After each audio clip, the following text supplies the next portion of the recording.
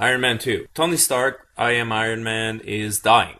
And he basically spends the rest of the movie acting as a jerk, going around, driving his really fast cars, basically putting himself in all sorts of dangers. And I think I pretty much summed up the movie. Well, yeah, there's also that thing with Whiplash that shows up. Well, he's never named Whiplash, though. Cleverly or not, I guess for the comic book geek, they actually get to conflate two Iron Man heroes. Villains. The Crimson Dynamo, whose last name is actually... That's his name in the movie, but he never gets called Whiplash. Oh. Nor is he Crimson Dynamo. You know what I mean? So yeah, Crimson Dynamo, his name is actually Dimitri. Oh, really? Yeah. I think you're right. Okay, so he's like the Crimson Whiplash. He's the Crimson Lash. Yeah. Okay. There you go. With Whip his Dynamo. long whips. Basically trying to hold together a story that's, neither tethered nor controlled. Iron Man, I think, set up the expectation for Iron Man 2 quite high. It really broke through the comic book movie franchise to a broader audience. It was bright. It was, it was carried on the back of Robert Downey Jr.'s personality. And you wanted more of that personality. And you watch this movie and you don't get him. Half the scenes you get everyone but him. It's everything acting around. And it's just like really clunky plot lines. And, I didn't get that. Neither did I. I had a sense of, I'm gonna come out outright and say it. Like maybe it's because I went into this movie having such low expectations. In a sense, I saw the previews. I don't like Mickey Rourke. Did you just say such low expectations? Oh, I heard sexual expectations. Talk about Whiplash. Go on. Yes. I had a problem with Mickey Rourke. I thought it was going to be a complete mess because he was going to ruin the entire movie. And it turns out he didn't, but really for a long time in the comics, it was this whole point of the Iron Man suit wasn't just like means for him to act as a superhero, it was a means for him to stay alive. And I really did like this notion of Tony Stark essentially knowing he's dying and doing things and trying to do things in order to make sure this company goes on and the people that he loves go on. The scenes between Robert Downey Jr. and Gwyneth Paltrow were really interesting, I thought. In the first movie or the second? The second. Yeah. I agree with you, and I like those scenes, and I kind of like the way they interpreted how Tony Stark would react to dying. I don't agree that he behaves like a jerk. I think he behaves like a man who's very desperate to fit in as much life as humanly possible in a very limited amount of time.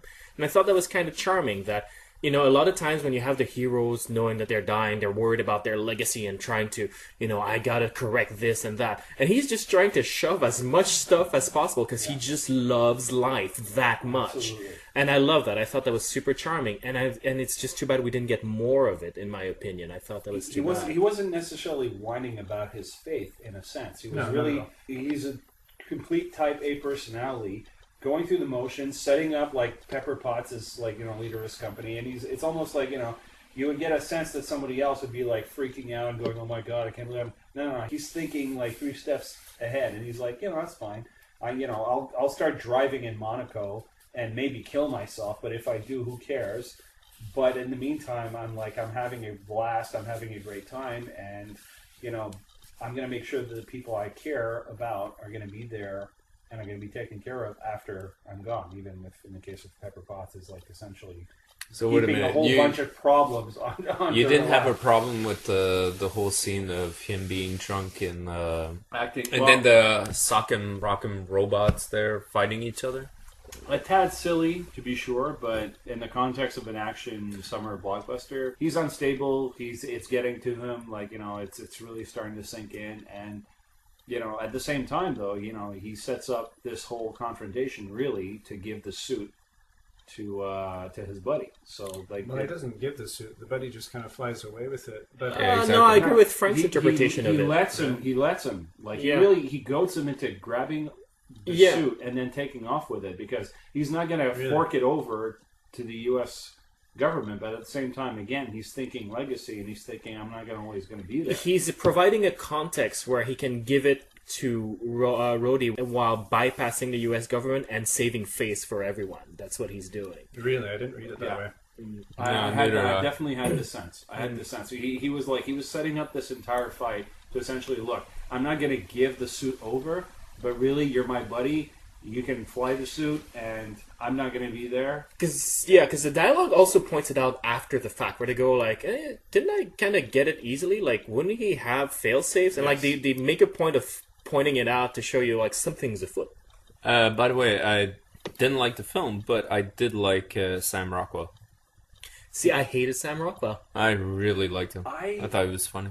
I thought he was going to suck, but he grew on me. The problem is that, Tony Stark's gallery of villains is essentially very limited. They're like all industrialists or crazy mad scientists like he is who build armors. I mean, but Sam Rockwell was, to a certain extent, almost indistinguishable from Obadiah Stane. Like, I mean, okay, Obadiah might have been a little older and Tony Stark's mentor, but really, okay, here's another rich guy in a suit. He was also bald with a beard and a white suit. He was a rich guy with a lot of money who wants to compete with Tony Stark and build a super armor that's going to put Tony Stark out of business and make him the next ruler of the world or whatever. Like, I mean, not in the James Bond context, but in a I get to fund the U.S. government. Super industrialist. Oh yeah, and he played the wannabe aspect of it really well. Like, you always got the impression of Tony Stark light. You know what I mean? Oh, like, for sure. That was one difference in the Tony Stark role, but he didn't get the spot. So it was kind of interesting that now he's playing this role, which is exactly that. It's just like kind of a Tony Stark fan club character. Yeah. It's just like. And that so the wannabe guy who's almost but not quite as good. He's smart, but he's like smarter than most of us in the room, but not as smart as Tony. No one is, it's just like, and he just wants to be noticed by Tony. And he tries to develop this relationship with Tony, at that bar scene, which I thought was great. It was. And it's just like completely brush off. I like Sam Rockwell. He's got a thing, and it's going to be Sam Rockwell when he comes in. But it's actor, mark my words, will go to the moon. And see, I disliked him a lot because it felt very two-dimensional. I got the wannabe aspect, but I got nothing else. It felt like a caricature instead of a full character. That's the thing. He was funny two-dimensional. He was funny, but he wasn't compelling. John Cheadle was a two-dimensional character. Like, everyone's two-dimensional except for the Tony Stark character. I agree, but like it's kind of the problem. Pepper Potts. Even Pepper Potts in this one, she's got more agency than she does in the first one. She's just screaming and running around. I loved the relationship when they talked in the first one, but in this one, even though she's doing more, I find she's almost less powerful as a woman. They're quick, witty repartee back and forth. Like she seems to go into more of this naggy role, and he's always pacifying her because she's the emotional woman. Like it becomes. He's dealing with her, whereas in the first one, she's the one kind of often dealing with him. Yeah. But he's dying, right? So in a sense, he's really preparing her for I'm saying I liked her as an actor. I like her as a character, but in this one, I didn't like her character. Even though, if you look at it on the page, she's doing more than in the She is. I think it's because you like Scarlett Johansson better. Maybe that's it. It's maybe the fact that Scarlett Johansson just completely overshadows an actual actress. Mea culpa. She wasn't as bad as I thought she was going to be. Because she hardly talked. Now, you know what? Like, I'm sure I said this in an earlier podcast. I thought it was going to be a train wreck, and she was going to bring down the movie. She was a train wreck. She's just hot. No, I again, I'm going to side with Frank on this. I thought she was competent. I don't think she brought anything more to the role that wasn't already on the page, but she didn't distract me from what the story was going to be. And I think it helped that the Black Widow as a character in the movie is really kind of just like the super spy robot. You know what I mean? Yeah, for sure. She's any agent. She's just their best agent. She's put in this role because she fits the, And to get back to Gwyneth Paltrow just for a sec, I actually didn't get that feeling at all. I thought we got the picture of somebody who had grown accustomed to a very motherly role towards Tony and was feeling that was something wrong. And sort of like any mother who feels that there's something wrong with their child and the child just won't say it, she's sort of getting increasingly panicky. And I thought that worked. I thought that was... So by the end, he wants to sleep with his mother? Well, that's how it always goes, isn't it? So, love the Captain America nod. I don't know about that. Dude. It's an ugly shield, too. It looked plastic. Yeah, exactly. That was a bad Easter egg. Didn't even throw it. Well, it's a running joke from the first one, because the shield was in the first one as well, in the background when he was working. So. Yeah. So, how about the nod to Thor?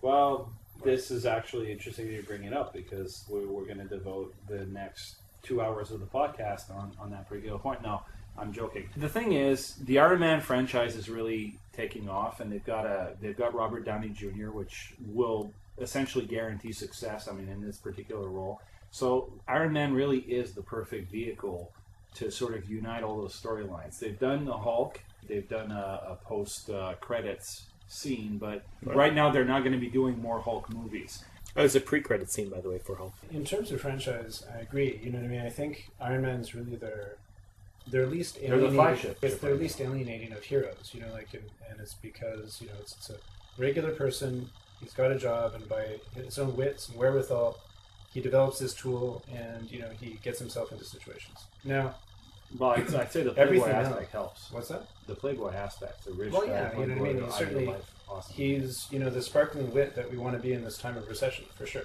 Yeah. But this one, I don't know. It didn't have the sparkle that you kind of wanted. And granted, it's a sequel, but I think the problem with it is that they really tried to load it with too much weight for forward-telling story. Like, it should have just been a lighter summer movie. He's almost going to die, or whatever. Just like Dark Knight. You know what I mean? It was like a fairly dark movie, and it's just like Iron Man's not necessarily a dark franchise. The way they launched it, like, it's AC/DC, it's this, it's bright. You know what I mean? Like, this one could have just been a straight-on action movie, closer to something like National Treasure, I'm sorry to say. And people probably would have loved it. You are out of your freaking mind to bring that movie up. And maybe what he could have found is all the rings of Mandarin. the Mandarin. Oh. Actually, I actually would like to see the Mandarin to see how they could update it in a way that's not, I think egregiously I read that he's supposed to be racist. the next one. He's supposed to be the next villain. Yeah, that's great. Whatever, if that's going to happen 3 years down the line. Because he could totally be like a triad, the mob boss or something like that. It would be great. Isn't he already? Yeah, no, but what I'm saying is sort of like have that kind of John Woo triad look instead of, wearing a robe and looking like he's 3 centuries old. Okay. But the premise of this one, you mentioned earlier before we started recording, this idea of legacy. Walt Disney gives birth to Tony Stark, and here we are. I like that though. I really And- love the Walt Disney feel of the. And Tesla gives birth to Whiplash. It's a great sentence, I should say. And I don't know. Like, it tries to, what I mean? You've got this whole, like, we're trying to right our parents' wrongs, you know what I mean? Like, and, there was always a shield, and, your father was part of the Manhattan Project, and this and that. It's just like, it takes away from what, Tony Stark is. Yeah, I agree. I think it's the sort of story that does not belong in an Iron Man franchise, be it movie, TV show, comics, anything. Iron Man is not a legacy hero. Every DC Comics hero is a legacy hero, not Iron Man. You know what I mean? Though. Like, I like the fact that his father was a big time contractor and he was a super genius, and you have this sense of like the son. I mean, it's a timeless story, right? The son trying to like move out of his father's shadow to a certain extent. It's a timeless story, but it's not Iron Man's story. The Tony Stark they established in the first movie was a guy who rebuilt his own heart. He's a guy who rebuilt his entire personality and just went like quintessential self-made man. Yeah. But And like no one matter is how the far Tin you Man. go, there's always how did he come to be the way he is, right?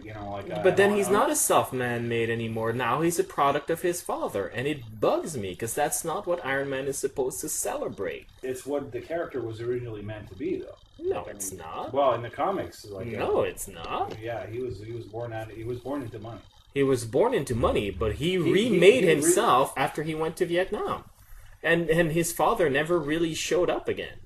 I mean, unless you count that horrible Ultimate series where he's a God, brain and he's the blue, By but Orson Scott Card. yeah. The Ultimates don't count. I didn't necessarily mind it all that much because it made him more human in a sense. Like, I mean, How is making yourself your own man less human?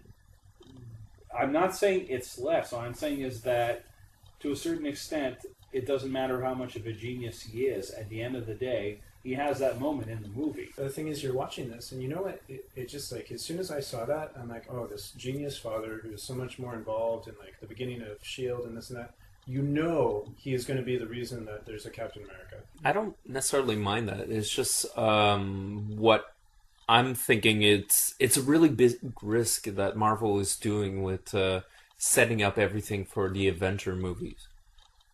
People might get tired of these superhero films. And moreover, especially if those superhero films in questions don't actually tell a full story, they just tell half a story and then a trailer to the next one. Exactly. yeah, exactly.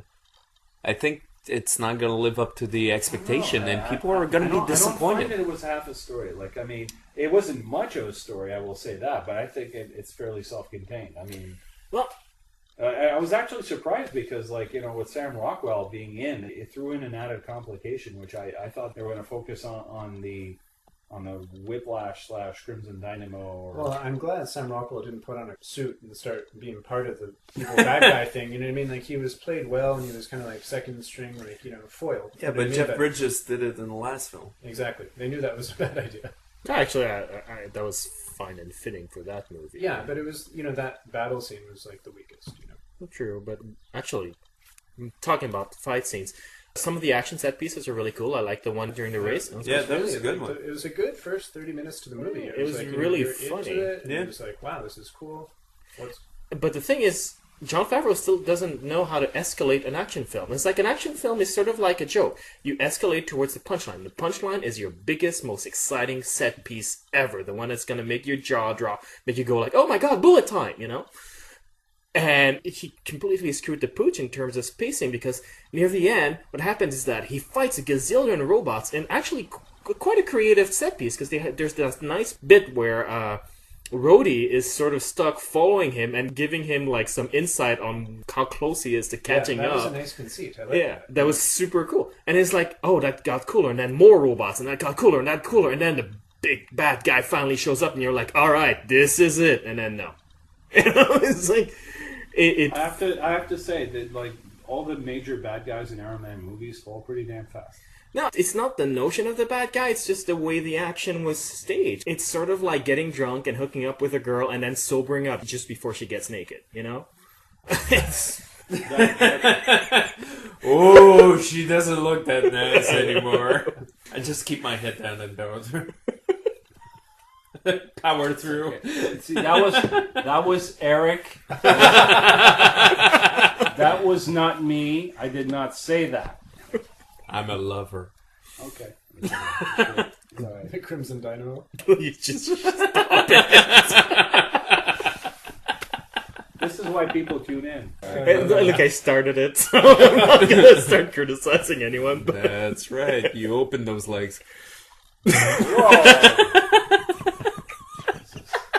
Repulsor beam. No, I think you were right, Chris, when you pointed out that it feels like the vision was compromised. It certainly feels that way. Because I feel there are two movies in this one competing for attention. And one of them is the Iron Man movie about Tony Stark dying and dealing with it and showing how a man like Tony Stark's deals with death and how that reflects on his love of life. And I was actually really excited to see that movie. And it had Sam Rockwell in it as a guy who wants to be that big ball of life that Tony Stark is, but it never quite comes off because it's not really his nature, And that was interesting. And then there was this other movie in it about the Avengers and about legacy and about the fathers and Crimson Lash or whatever. And that movie didn't hit any of the themes of what Iron Man is about. It hit the themes of what Avengers is about. Legacy is an Avengers theme, not an Iron Man theme. And it's sort of like that movie I was not interested in seeing. That's not what I paid $10 to see in the first place. And it's sort of like they're just constantly competing for attention. And at the end, I felt sort of like I didn't get to see either movie. The movie that I didn't expect to see but might have been surprised with. Or the movie I actually wanted to see and then kind of just got usurped halfway through, Two things. $10. Which movie theater you're going to? Number two is, yeah, I think you're right. It's just like the Avengers is the sense of like you're anointed if you become part of the team. And this is whereas Tony Stark is a completely different thing. He's trying to prove himself. After this past experience of being a death merchant at a certain level.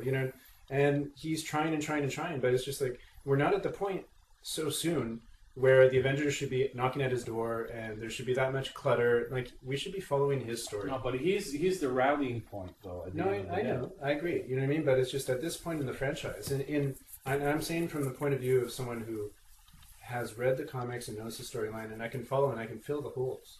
But if I were to bring somebody else there, and all these little ridiculous Easter eggs and all this, like, backstory, at this point, they don't know the universe enough. You know what I mean? Like, let them get to know the character, and especially such a likable character.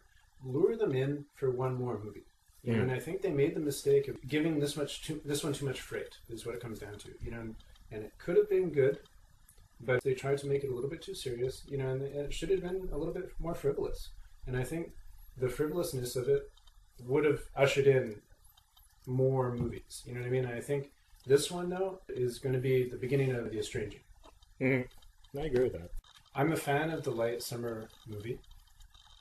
So it's not that I'm coming down on it, that it needs to be serious or cerebral, but by and large, I think it failed in its own premise in a way, and it really only won itself by being something for fans of a different franchise, which is the comic books, you know. And as a movie on its own, I think it actually fell flat. And even as a sequel to its previous movie, it didn't live up to the standard, even if you were to expect that a sequel might not be as good as the first. It wasn't a horrible movie. All the actors had talent. The director has talent. By and large, though, disappointing. I would give it a B-. Passable. Yeah. Okay. Eric. I'm kind of in the same boat, but I don't need to talk as much as Chris. It's a B-. Exact same grade. Yeah. Yeah, no, It's disappointing. I'm totally with you guys, B-. I think it is exactly the sort of movie that I feel only hardcore fans will appreciate. If you know Iron Man, if you know the Avengers, if you're all into Marvel, you're going to dig this. It's fun. The characters hint at exploration. As a comic book fan, you will probably be able to naturally fill in the blanks as you do it. And you'll have a good time with it, because it doesn't really betray the universe. It doesn't do anything outrageously wrong with the franchise. You know, they can always bounce back from it. But honestly, it's sort of, I walked out and went like, 2 weeks from now, I'll have completely forgotten about this. And it just felt really hollow. So B-. Dimitri, it's interesting you're describing the comic book fan. I totally unashamedly am. And again, I understand your points. I respect them, absolutely. Maybe I can't dissociate myself from the universe, the original comic book stuff that I read. Sam Rockwell was an interesting surprise. Scarlett Johansson was an interesting surprise. Mickey Rourke wasn't anywhere near as bad as I thought it was going to be. Tony Stark was still engaging, and I'm big on the Avengers, so in a sense, a lot of the reasons why you guys give it negatives is part of the reason why I give it a plus. I don't know. I mean, if that means at the end of the day that we're going to get more Robert Downey Jr. in the Avengers movie, I'm not complaining. I know I mentioned it before, but like the scene in the racetrack was hilarious when Happy and Pepper Potts actually drive into the track to rescue him, and the whole thing with her screaming and the door opening and closing when she's trying to throw the suitcase to Tony. Like, all of that was hilarious. It was great fun. Because Mickey Rourke is so cool that you can basically drive a car into him. And it doesn't even hurt. Well, I mean, come on, look at Mickey Rourke. He's had a couple cars run it down. And I thought that was too bad. He wasn't necessarily whining about his faith, in a sense. He was he's a complete type A personality, going through the motions, setting up like Pepper Potts' leader of his company, and it's almost like, you would get a sense that somebody else would be like freaking out and going, "Oh my God, I can't believe I'm..." No. He's thinking like 3 steps ahead, and he's like, that's fine. I'll start driving in Monaco and maybe kill myself, but if I do, who cares? But in the meantime, I'm having a blast, I'm having a great time, and, I'm going to make sure that the people I care about are going to be there and are going to be taken care of after I'm gone, even if in the case of Pepper Potts is essentially keeping a whole bunch of problems on You didn't have a problem with the whole scene.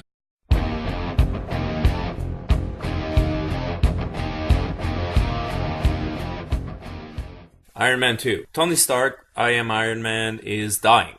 And he basically spends the rest of the movie acting as a jerk, going around, driving his really fast cars, basically putting himself in all sorts of dangers. And I think I pretty much summed up the movie. Well, yeah, there's also that thing with Whiplash that shows up. Well, he's never named Whiplash, though. Cleverly or not, I guess for the comic book geek, they actually get to conflate 2 Iron Man heroes. Villains. The Crimson Dynamo, whose last name is actually... That's his name in the movie, but he never gets called Whiplash. But nor is he Crimson Dynamo. You know what I mean? So yeah, Crimson Dynamo, his name is actually Dimitri. Oh, really? Yeah. I think you're right. Okay, so he's like the Crimson Whiplash. He's the Crimson Lash. Yeah. Okay. There you go. with whip his dynamic. long whips. Basically trying to hold together a story that's, neither tethered nor controlled. Iron Man, I think, set up the expectation for Man2 quite high. It really broke through the comic book movie franchise to a broader audience. It was bright. It was, it was carried on the back of Robert Downey Jr.'s personality, and you wanted more of that personality. And you watch this movie, and you don't get him.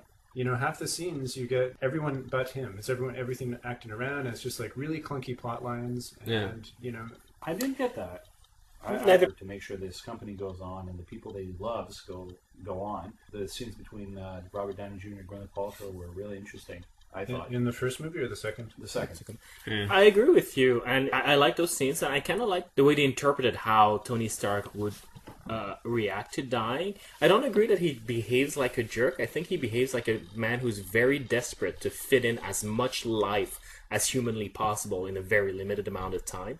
And I thought that was kind of charming that, a lot of times when you have the heroes knowing that they're dying, they're worried about their legacy and trying to, I gotta correct this and that. And he's just trying to shove as much stuff as possible because he just loves life that much. Absolutely. And I love that. I thought that was super charming. And it's just too bad we didn't get more of it, in my opinion. I had a sense of, I'm gonna come out outright and say it. Like maybe it's because I went into this movie having such low expectations. In a sense, I saw the previews.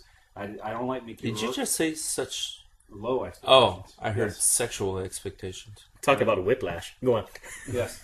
I had a problem with Mickey Rourke. I thought it was going to be a complete mess because he was going to ruin the entire movie. And it turns out he didn't, but really for a long time in the comics, it was this whole point of the Iron Man suit wasn't just like means for him to act as a superhero, it was a means for him to stay alive. And I really did like this notion of Tony Stark essentially knowing he's dying and doing things and trying to do things in order